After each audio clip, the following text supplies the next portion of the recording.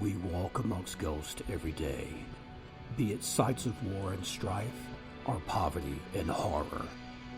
The twisting, snaking paths are beautiful, but can lead us to some things undiscovered and terrifying. From the Mississippi Delta to the jungles of the Far East, the dead demand to be acknowledged. This is what we do here. Welcome to the House of Asher.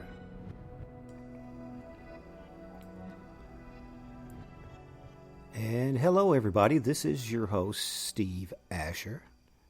And I hope you guys are doing great. You know, it's been a long week. Lots of crazy stuff going on. But I do always want to thank you guys for joining me here. I am trying to make sure we're doing this a little bit more frequently. Have my hands in a couple different projects. So that's all I'll say about that right now. But I do have to acknowledge for those listening on Spreaker, iHeart, Spotify, and all those wonderful podcast formats that carry me. Thank you so much, Donka, wherever you're at. I appreciate it. You may also be listening to me on YouTube at the home channel of the House of Asher. If so, please like and subscribe. As always, the more that we get out there, the more attention we get, and it does better with the algorithms and all that nifty space age stuff. You got to understand, I'm just a caveman. Your electronics frightens and confuses me. I'm an analog man in a digital world, but that's okay. I should also put this last little bit on the end of that. Please check me out. Either go to Google and type in Steve E. Asher. You can also go to steveasher.studio.com. That'll take you to my webpage. It covers everything from House of Asher, History from the Dark Side, my latest books, and all that kind of nifty stuff. But without further ado, let's get into it. There's a market that I frequent where I live here just outside of Salem, Kentucky. And they usually have folks that are there working the counters and the deli and whatnot. Well, I've been researching a story. I heard of an area in an adjoining town, Smithland, Kentucky. And there was a place called Three Rivers Rock Quarry. I think it's been bought up by another company, but they still have Three Rivers in it. Anyway, and I'd heard about some weird goings on. And this actually came from an older friend of mine named Lisa, who used to tell me this story about her grandfather. You know, I've touched base on talking about bloody bones and things like that, the different kind of stories your mom or dad would tell you to keep you in bed, where you run out creeping around, farting around outside. Anyway, and she shared a story with me, and for whatever reason it stuck. And so basically what was said was that her grandpa talked about this creature. To hear the description, you would think it's something along the lines of a goat, sheep type man, but it was pretty big, pretty muscular, really strong. And they'd always tell her, don't go creeping outside, don't go out to the barn and mess around with the cows and, you know, mess with the horses or anything like that. Stay in there because the goat man might get you. Which I never realized there was more than like one or so stories of goat men in Kentucky. Apparently it's sort of a trope. Well, I started asking questions locally. Some people have heard of the rock quarry. Some people had heard of weird stuff in that region.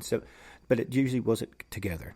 Well, I was speaking to some of the ladies at Tamco here in Salem, which is a market / gas station / pizzeria. It's a little bit of everything.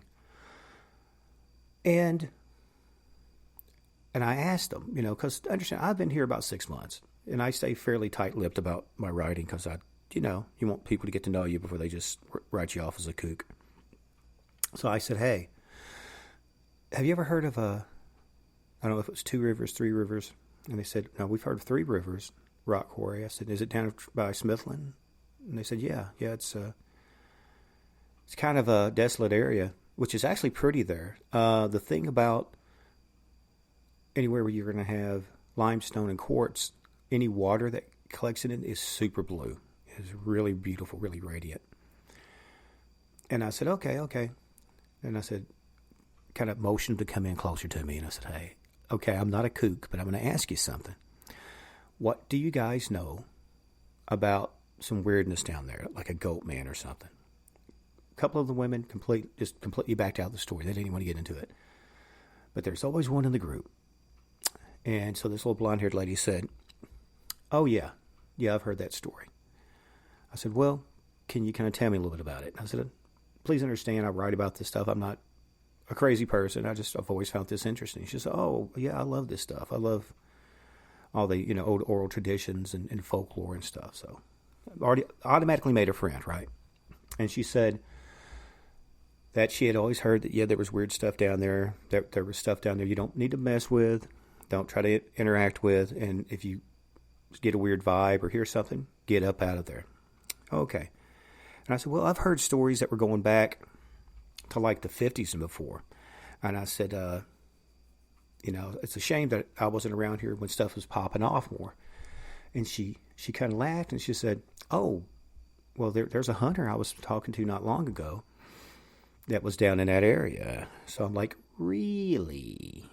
Okay, fill me in. And she said they were down there. They were hunting, I don't know, it's probably like a 12-point buck, a good sizable buck. And this thing would weigh hundreds and hundreds of pounds. Big old boy. Well, it's like, okay, well, how'd it go? Says, well, they shot a deer. I said, well, good for them. Because deers are a danger. They take cars out all the time out here in the country. You have to keep the population under control. Well, she said, well, it started off fine and good, but they shot the deer and it kind of ran off down into a ravine. That happens sometimes. You don't always get a good heart shot, but it was so big, it still had enough power to run off. And I said, well, what happened? She says, well, they gathered up their stuff and started heading out after it. Okay. They said, well, it took them about 15 minutes of where the blood trail would lead them off into this deep, denser part of the woods.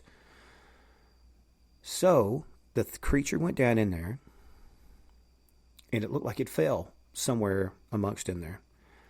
Then they could see where something began to drag it up and over, fallen logs, all this stuff. And I said, okay, well, where did they end up finding it? They said, well, what they found was a carcass that had basically been totally eviscerated, just torn to shreds, and more or less just some meat on the bone. And the bones were kind of broke up and scattered. And I'm like, in 15 minutes? And she laughed. She said, that was what was really weird about it. I said, well, what do people think's going on? I said, well, most people think it's probably a panther. I'm like, okay. I mean, I can see a panther being pretty vicious, but that quick?